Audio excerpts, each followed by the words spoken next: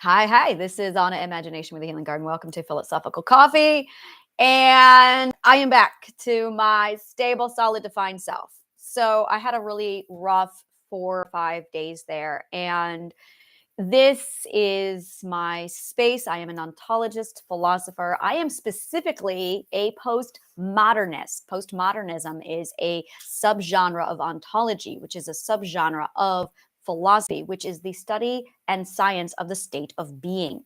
It is metaphysics, and it is like the core of all of I do. I sat down with a dear friend of mine, and we broke it all down. Like, what is this? Because it's not psychology.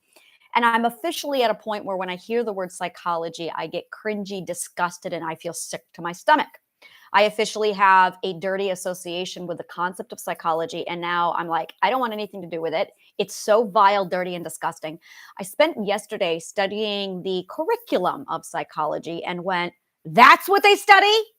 And it's fucking garbage. It is fucking garbage.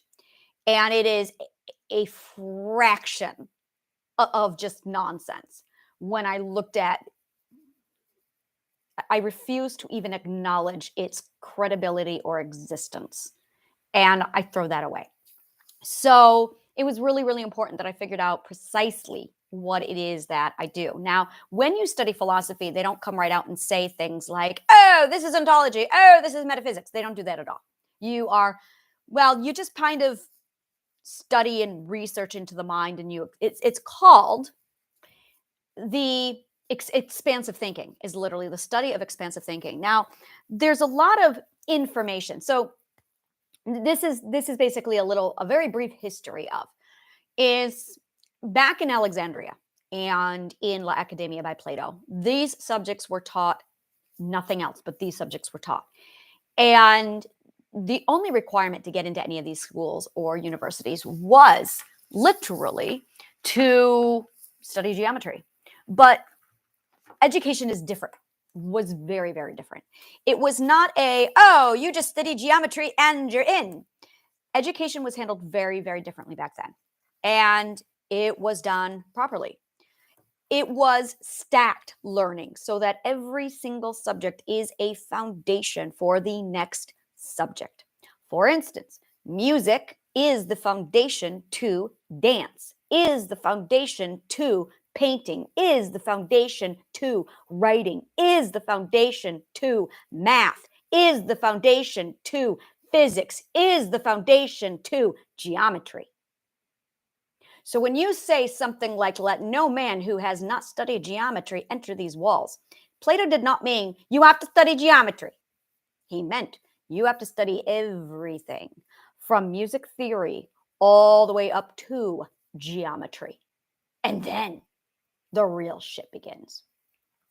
So that's what I did. That was my education.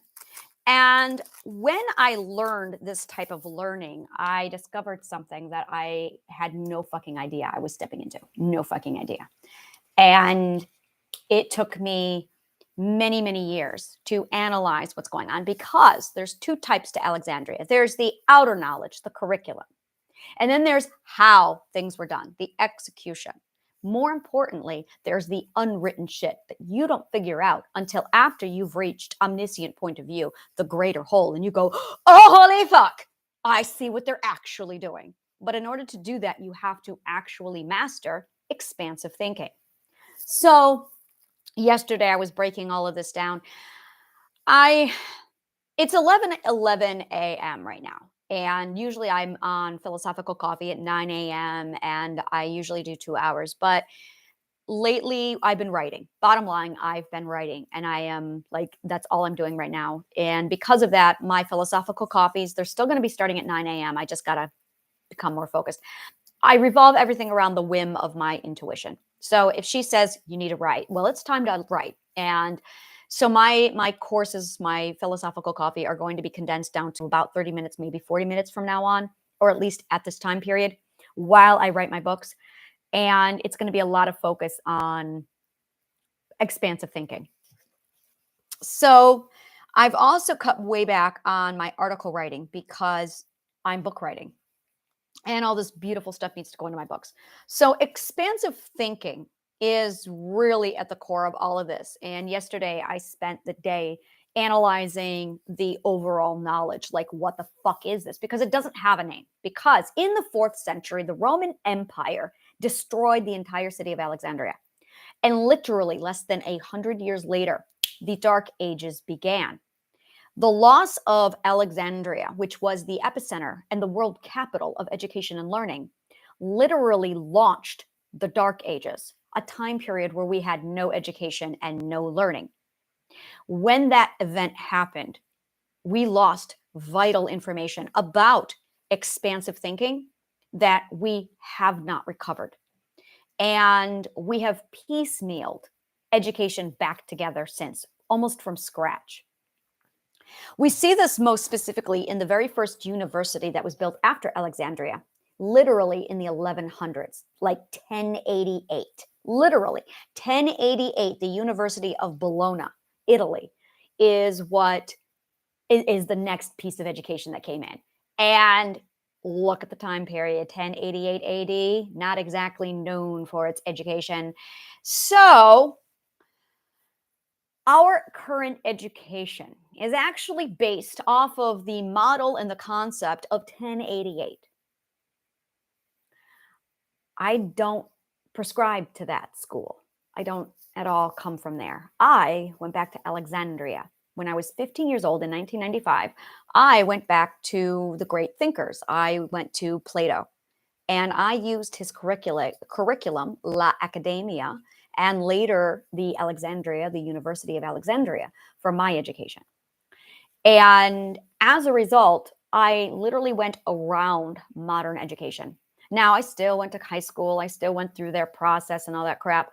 But by the time I was 12, I was so conscious and concerned for my education, more specifically, the significant lack of education that I was suffering from, that I was highly concerned about my future knowledge. So I took matters into my own hand.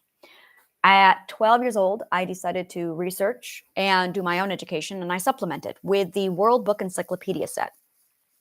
By that time, I had already conducted a massive science experiment with my cats, a genetic study that spanned over 60 cats, 5 generations.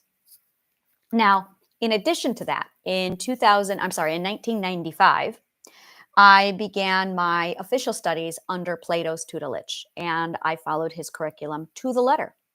But I followed also a lot of my intuition and my instinct, which at that time was highly toned to logic, which told me that I needed to binge and build the academia and my own studies in a systematic order. That order, hierarchical education, allowed my brain to unlock expansive thinking.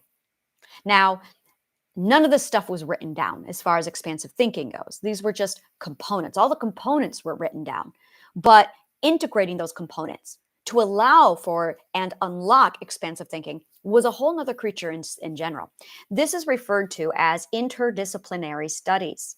And on a rare fluke of an occasion, Renaissance men would emerge throughout history, the most famous of these being Da Vinci. A Renaissance man was somebody who followed the exact same linear equation of ladder learning stacked upon with hierarchical education that unlocks the expansive thinking that permits interdisciplinary studies and the integration of all. Ontology. It's fucking extraordinary. And because you have unlocked expansive thinking, it allows you to absorb substantial amount of data far faster, conclusively, logically, purely, and at such a heightened rate that it does make it quite possible for the human brain to learn all the subjects in only about 20 years. All the subjects. As a result, the people who accomplish this feat, which isn't really a feat at all if you know how to use the brain, walk away super geniuses, substantial geniuses. The thing is, it's not really genius. It's just having access to knowledge that anybody can obtain. Today, because people are based on the 1088 learning system, and I'm going to make that very, very clear, that 100% of all learning systems today are built on the learning system of 1088 AD. And as a result, They think, they believe, and they practice that the human mind is only limited to 8 to 20 years of a single mastered subject, maybe two at most, and that's it. Meanwhile, Renaissance men, interdisciplinary studies, and people with expansive thinking are going, what the fuck are you guys doing and why? It's very confusing for the others who have studied expansive thinking.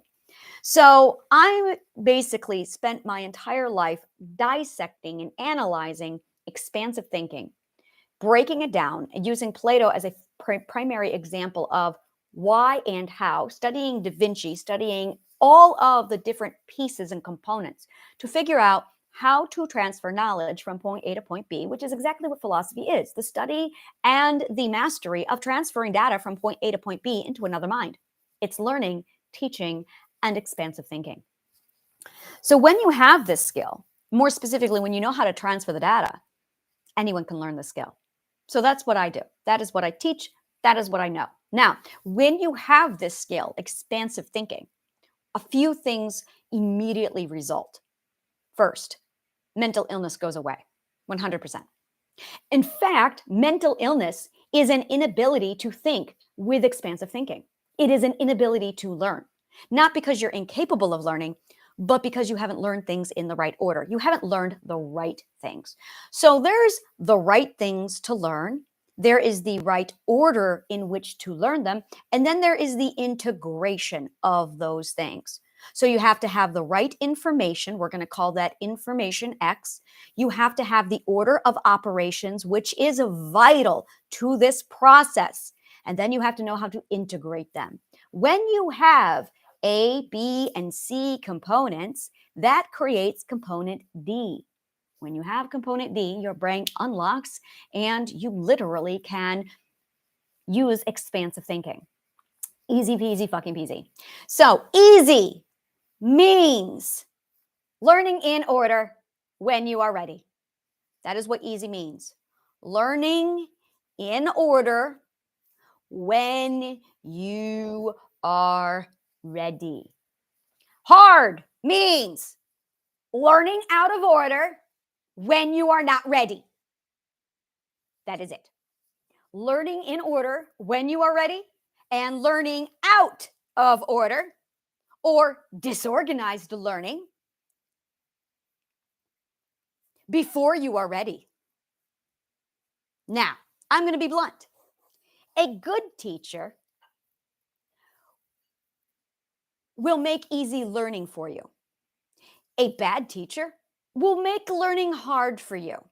A good teacher will tell you, oh, you're having a difficult time? I fucked up. Let me get you back to the beginning and we'll make sure you are learning the right stuff in the right order when you are ready. A bad teacher will label you as slow or with a learning disability and accuse you for being incompetent when in fact they are incompetent. It is a common narcissistic practice, which many teachers have. Now, when you do DIY teaching and when you learn how to do expansive thinking, it bypasses the need for teachers. This is DIY learning. When you learn how to do expansive thinking, it makes you completely independent from the teacher who wants your money. Teachers get money through government funding. Government funding says X amount of students have to graduate by this time period or you don't get $48,000 per student. Suddenly, the teacher, the school district, has an ulterior motive. So they create criteria and quota for teachers to follow so they get the funding. So now the government dangles a money carrot in front of the school and says, you want the money? You want the money? Jump, monkey, jump. And then the district office goes, okay, all right, we'll meet the quota. What do you want? And then they take that quota and they put it on the teachers and they pressure and bully the teachers to make them perform properly. Teachers then jump through all these hoops. Meanwhile, the district office decides to do a lot of manipulation on all of these curriculum to make sure that everybody slides through properly to meet the quota to get the money. See how this works? Suddenly, you become a farmable resource, and they want your children so they can farm your children. And they, too, will become farmable resources, just like Soylent Green. Yeah, I have a problem with the society. Now, DIY learning cures all of that. It takes you from being Soylent Green and transfers you over into being a valuable human being with a sense of self. So, we're going to give you expansive thinking. Expansive thinking has about 5, 6 different little check bullets. Whenever you take an IQ test and they ask you these really weird mathematical questions or geographic questions or geometric questions, weird questions like, how many triangles do you see? And you're going, you want me to count triangles? I'm going to explain what that really is. That requires a skill called shifting perspectives and expansive thinking. You have to enter into first-person point of view to see all of the triangles as one. You then have to shift into second, third, fourth perspective and omniscient point of view in order to see all the triangles at different perspectives in order to determine precisely how many triangles are present. Only people who can do expansive thinking can do this. Now, there's people who know this consciously. There's people who are born with this skill. And there's people who get lucky. And then there's people who study the shit and go, oh, look at that. It's called expansive thinking. It's really awesome. And then we do it on purpose, consciously, all the fucking time. Now, I don't know why. I'm still trying to figure this out. Probably to control you. There's a lot of people who keep this information from everybody else to control you. And as a result, they make the monkeys dance. So this is the area where I say I'm going to teach you to stop being a dancing monkey. And this is how we're going to do it. Expansive thinking is pattern recognition. Pattern recognition. It is your ability to see something like the Fibonacci sequence or any pattern and go, oh my God, look at that. It's the Fibonacci sequence. It's your ability to see repeated numbers and mathematical patterns that repeat themselves on a rotation. And it allows you the ability to identify the rotation. Really smart fucking people or people who are really highly trained in expansive thinking, which is not hard to do. It just requires A, B, C, D of information so you can integrate it. Allows you to create your own patterns so that you can go, oh, I know how to do that. I know how to get, this is problem solving. This is all this is. This is just problem solving. The art and the science and the craft of problem solving. But for some stupid reason, probably to control you, there is a whole lot of bad teachers out there who refuse to use the words while they teach you. I have no idea why they do this. Probably to control you. The first word that you see a lot of that you never hear is allegory. Allegory blows my mind away. The first time I read, heard, saw, knew about the word allegory was during Lord of the Rings, the making of. Fellowship of the Ring, first disc, J.R.R. Tolkien, when he was referring to, I remember him sitting, there was a photograph of him sitting on a tree at Cambridge, I think it was Cambridge, and he was being quoted as to saying, I hate allegory. And they explained how much he hated allegory and how when people tried to make allegorical meaning out of the Lord of the Rings, he was pissed about it. Meanwhile, his dear friend, C.S. Lewis, who I fucking hate, C.S. Lewis did nothing but regurgitate and vomit allegory. Irony. Meanwhile, I'm sitting here going, what the fuck is allegory? So I pull out my dictionary and I'm looking it up. And I look up the word allegory and I went, that's what that is? It blows my mind. How many school teachers make us read Lord of the Flies? They say to us, what is the symbolism of the conch shell? And they make us dissect books like Animal Farm. And not once did they use the word allegory.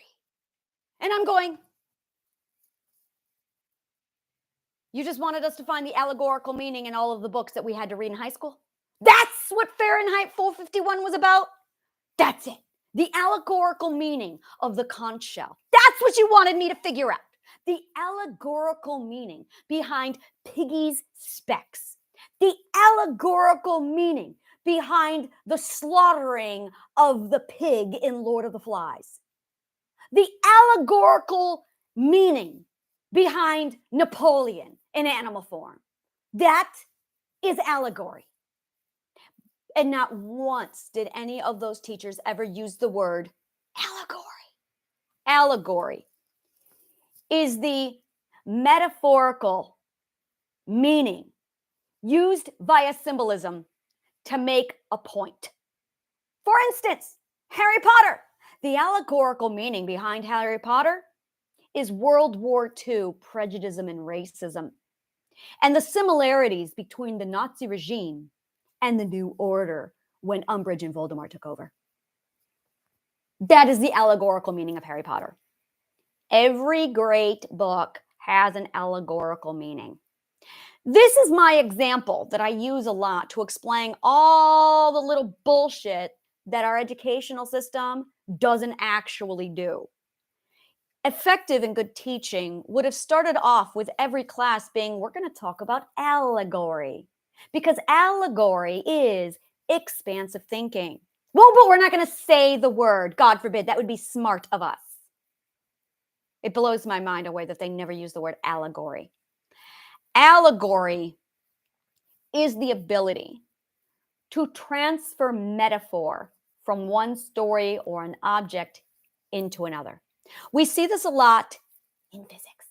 In physics, which is frustrating sometimes, when you start off, the teachers, who are fucking bad at their jobs, fail to explain very simply that a formula, velocity equals distance over time, is transferred over to the words, which means miles per hour. Now, at a fourth perspective, maybe they know this at fourth perspective, but when you are already thinking abstract, you're thinking literally. It's really weird, but yes, it is, because when you think logically, you're thinking at face value because they are giving something to you at face value.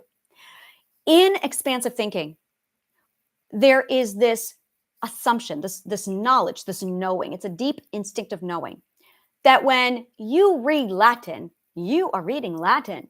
And when someone suddenly switches over to English, you have to connect and switch over to English. But if they don't tell you that it's switched over to English and you're reading and reading and suddenly you start reading, you're going to go be like, wait, what's going on? And you're not actually going to understand that you're reading English, even though it's English. I saw this many times when I was watching movies where the subtitles will be there and you'll be listening to the Latin or the English, or I'm sorry, the Latin or the German or the Spanish. And then they'll switch over to English and you'll be listening to it so much. Das Boot is a great example of this, that you won't even recognize it. What is it? Vive la Bella. It's a Beautiful Life. I watched the whole thing in Italian subtitles. And I'm watching the movie in Italian. And at the very end, the American soldier comes in speaking English. And there were no subtitles. And by then, it was 2.5 hours. And I'm going, I don't understand what he's saying. Before I realized, oh, he's speaking English. That's how the brain works. It's really fucking funny. It's because when you are looking at something translated as X, you are programmed now and you are in X. Expansive thinking is the ability to span out and switch and see all of the language at the same time to make the connection. Now, if you don't know to look for it, you don't think to look for it. It's literally the res in our subconscious mind. The res is the articular system. It's 2 adjectives and an S. It's a system. This is I have bitched about this so much, and I'm just never going to stop bitching about this word. Subconscious mind. The RAS, reticular activating system. It is the most illogical phrase ever, reticular. Let's take a look at reticular. Maybe that's what I need is reticular etymology. Reticular etymology. Reticulum, little net, hence entangled, complicated, reticularly, formed like a casting net, like a net in appearance organ. So it's a net. It's a net activating. Activating. Like I said, it's a really dumb, I cannot. So etymology has a science to it, and I studied etymology. The dip fuck who decided to name the reticular activating system did not study language, and there's a lot of illogic that is absent from the word reticular activating system. And as a result, it's constantly grating against the logic of linguistics, which contradicts basic law because the moron did not study linguistics. Which is why, if you are going to get into nomenclature, the naming of things, you are going to require knowledge in language and activating. I'm going to need the abstract. Reticular activating. So it activates a net. So it's a net activating system. So I'm going to refer to this probably from now on is the net activating system. Now, I'm going to break this down a little bit better for you. Basically, you got a thing in your brain called the RAS. It is a net that activates. It's how you cast and collect data. It's your filtering system. Your filtering system works like this. You hyper-focus on something, and then you look for it. That's it. You just hyper-focus. Now, if you're traumatized, you're going to hyper-focus on triggers. If you are beaten a lot, you're going to hyper-focus on when the next beaten is going to come or fall. If you are living among a narcissist, you're going to tiptoe because your RAS is absolutely fully activated because you are looking for data. Now, if you know about your RAS, and you should, because conscious awareness of your RAS allows you to manage it, you can alter, change, and condition your RAS to do other things for you. You can train it to stop looking for bad things that are going to happen to you and look for opportunity. For instance, look for opportunity to escape. Look for opportunity to get more money. Look for opportunity to find love. And when you start to open, it requires an open mind. A closed RAS or a filtered RAS is a closed mind. Prejudice forms with a closed RAS. When you learn to open your mind, you open your RAS and you cast more things like opportunities so that you're able to get more information in. This is how we learn. So when you start to basically filter and use positive affirmations to change what your RAS is programmed for, you can literally adjust your RAS to filter and see anything you want. This is what we do during manifestation. This is what we do with a lot of different things. This is really fucking awesome science. When you have expansive thinking, you are conditioning your RAS to open and expand out. That's all you're doing. You are teaching your RAS how to cast a wider net, how to view components of a greater whole over and over again. But there are components of a greater whole. Things to look for, like pattern recognition, identification, components, pieces of a fraction, pieces and fractions of a fraction. And when you accumulate all of those fractions into a conglomerate, when you integrate them, you get a whole. But this is what a lot of people don't realize. When you build a whole, in most cases, the whole is just another component of a bigger whole. So that when you see something like the study and the art of music theory, you go, wow, music theory.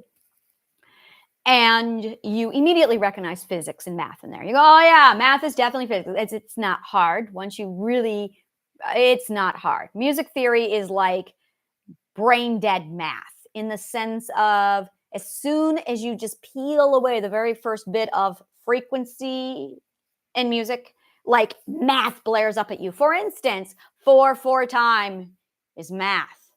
And the eighth notes, they're called eighth notes, as in an eighth of a whole. They're fractions. So literally music is broken down over the greater whole. You have a whole note. I mean, it's in the words, much like cooking. To not see math in music is to not see math in cooking. It's ridiculous. Like, oh, they want a half a cup, and you know the half a cup is a whole. Like real basic brain dead math. So what you don't know is that music, when integrated with teaching, becomes something different. When you add math and music and science and astronomy and physics with stage and theater and dance, it becomes something different. When you throw in the human mind and philosophy, and you start to realize that every single subject to study is just a component of a greater whole, and that when you integrate the subjects all together, you get something different. The problem is education died in the 4th century, and it was poorly revived in the 11th century. So this information was lost. Bad teaching is so prevalent that when students say, "Why do I have to study the subject?" teachers go, "I don't know." That's a clue. This is why. Because you have to study all of the subjects to get expansive thinking, to problem solve so you can understand the big picture, so you can understand how to solve your life problems. You have to study all the subjects so you can problem solve all of your shit. And if you can't, you're gonna have mental illness. That's why. That is why, right there. To not have mental illness. That is why you are studying math in high school, because you have to study all of the subjects. Then you're supposed to study how they're all related. Bad teachers don't know this. Then you're supposed to integrate them all. Bad teachers don't do this. Then you're supposed to have a new whole and a new component and go, whoa, what is this subject? Ontology. And then you're supposed to study that to realize that that is just another fraction of a greater whole. This is expansive thinking. Now, how does it relate to mental illness? You are mentally ill because you cannot see the big picture. You are stuck in a component. That's why. You are stuck in such a small component that you have no idea you are in a component. A point of view is a component. The first person point of view is the smallest of all components. Your eyeball is in an atom. That is how small first perspective is. And that's where a lot of people are stuck. They are stuck so securely and soundly in first person point of view that it's literally as if here is the point of view and your eyeball is in it. You're not going to see anything from within a point. And that is exactly where everybody with a mental illness is. You're stuck in a point. So you're not going to solve anything because you can't even realize you're in a fraction. It's really, really detriment to your mental health to be able to remove yourself out of that perspective, specifically that point of view. To be able to look at a single point and go, oh, I'm in the point. I need to step out of the point. Now I want to get a multifaceted perspective on everything with the point. And then I want to span out and realize that this is just one point of many. And that every single one of us is just one perspective. This is my perspective. And that is your perspective. Did you know that we are fractions of a greater whole? And that if we learn how to separate ourselves so much so and define our own perspective, that we then can integrate our own perspectives to create yet a greater whole. That is what we are supposed to be doing. But in the 4th century, we lost all of this information. And in the 11th century, someone piss poorly put it back together again really badly. My goal and my mission in life is to revive this really vital information, provide you with DIY healing, DIY teaching of the expansive thinking, and show you how to do this so that you can literally navigate all of your life problems. In fact, life problems only exist when you can't do expansive thinking. Expansive thinking is the cure to mental illness.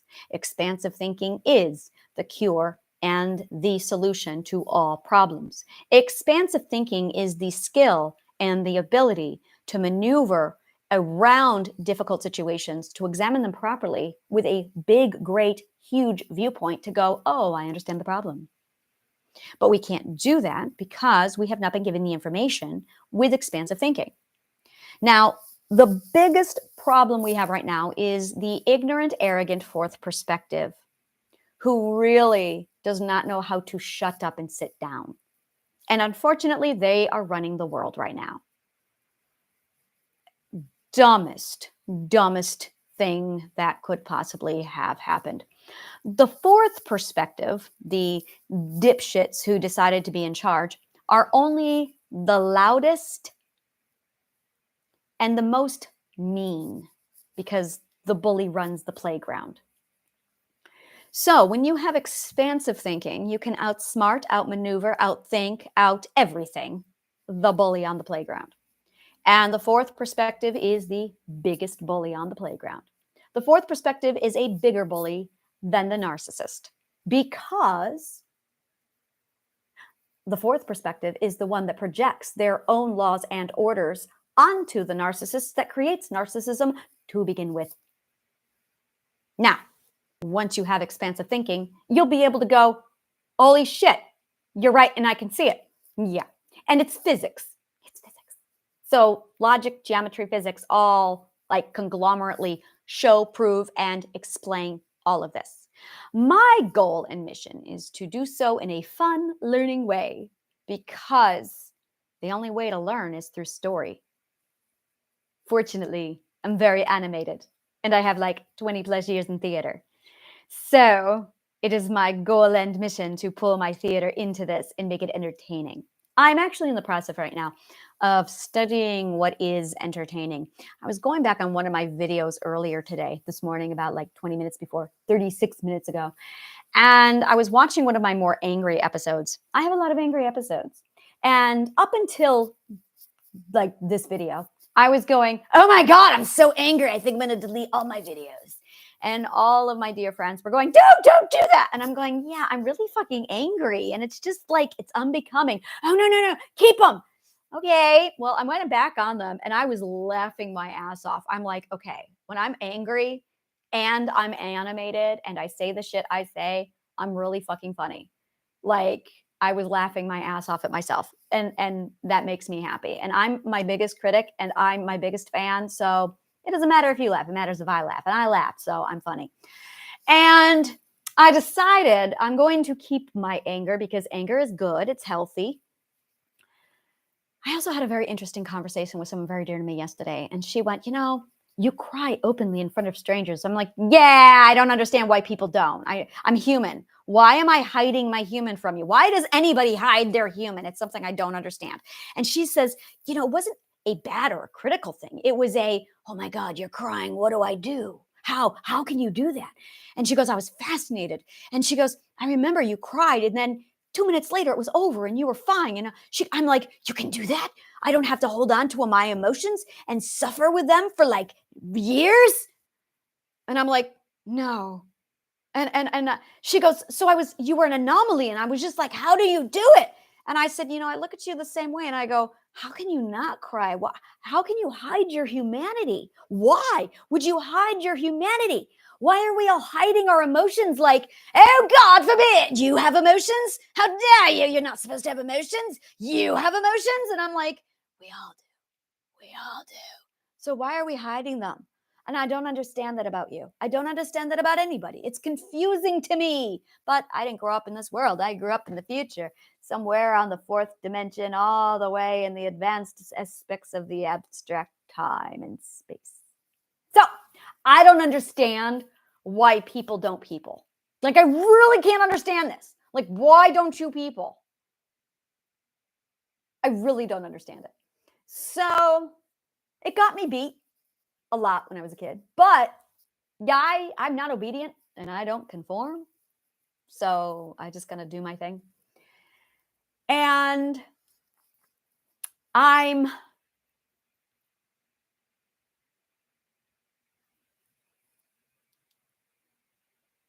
I could hear the voices of others in my mind for so long, telling me what I should and shouldn't do, telling me how to be and trying to shape me and form me. And I spent my entire life existence reshaping my language. Poorly. I failed. Can you tell? But I never could. I tried to talk like everybody else, but I have way too much Shakespeare crammed into my brain. I learned how to speak on Shakespeare. When you isolate yourself for survival, you become so lonely that my only companions for years were the dead ancient voices of the scholars and the authors with which I read. So all of my vocabulary were the names and the voices of the men that I read, like Shakespeare and Cervantes and Hugo. And when I finally started to people, I was almost 40 years old. I was 40 before I socialized. I was 40 years old before I socialized. I was a shut-in for 20 years, locked away with Shakespeare and the voices in my mind.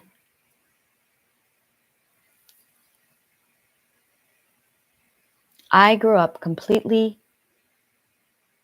outside of the system that you live in. You are an anomaly to me. I don't understand it. I just don't.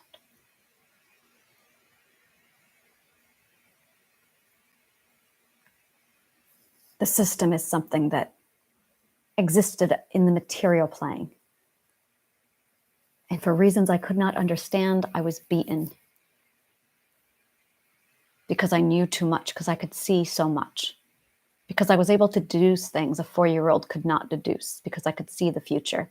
It's not seeing the future, it's just reading dominoes and logical readings and going, yes, physics says so, deductive reasoning says so. When A and B line up to C, you know that D is going to fall over.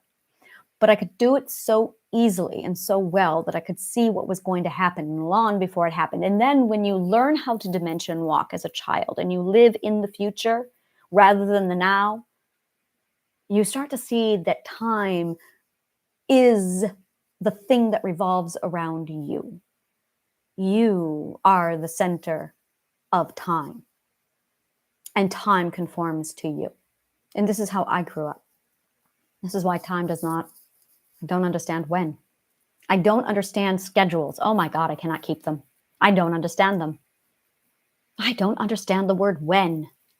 I don't understand it. It's a location. It's just a location. And people are obsessed with it.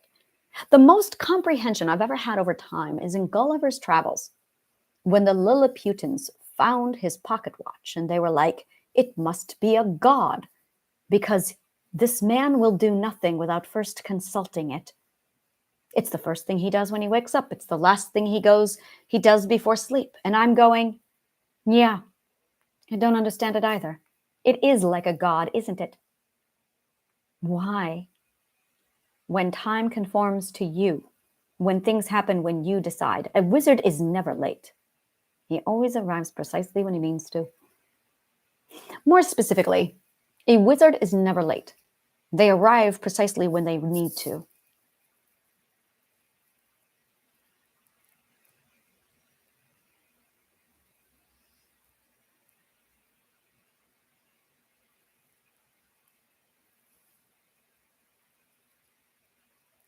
I remember in 2020 when I first started to socialize,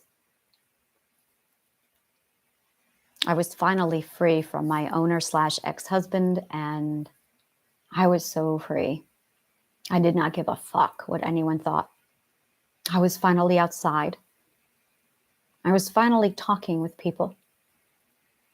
I felt so light that I could just walk and run and dance, and I did.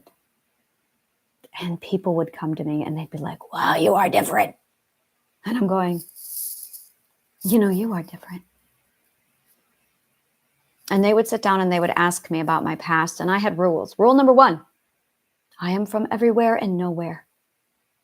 And I am. I am from everywhere and nowhere.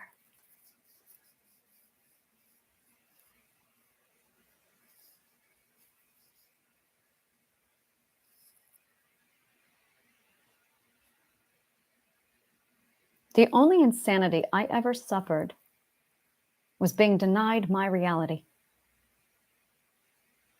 And when I began to defend my reality, my mind became whole and healthy. The only insanity I ever suffered was being told that I could not have my reality. There was a lot of knowledge in that discovery. There was a lot of truth in that discovery. That every time I saw anyone suffer from any kind of whatever mental illness they were labeled with, it was the same story over and over again. Somebody told somebody that they could not have reality. I grew up on the words and madness of Don Quixote. He saw the world exactly like I did.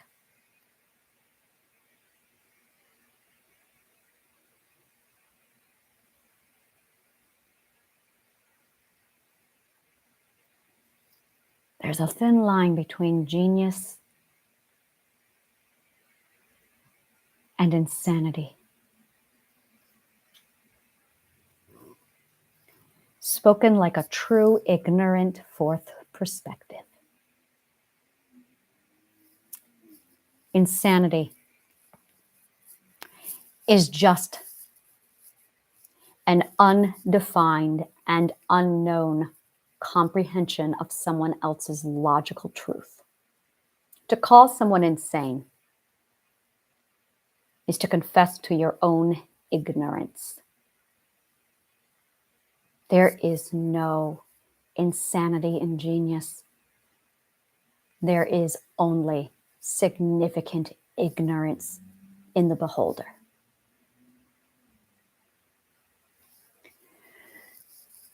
Thank you for your audience. I shifted into the fourth perspective today of the U of I. And I am loving the world from this point of view. May the kindest of words always find you.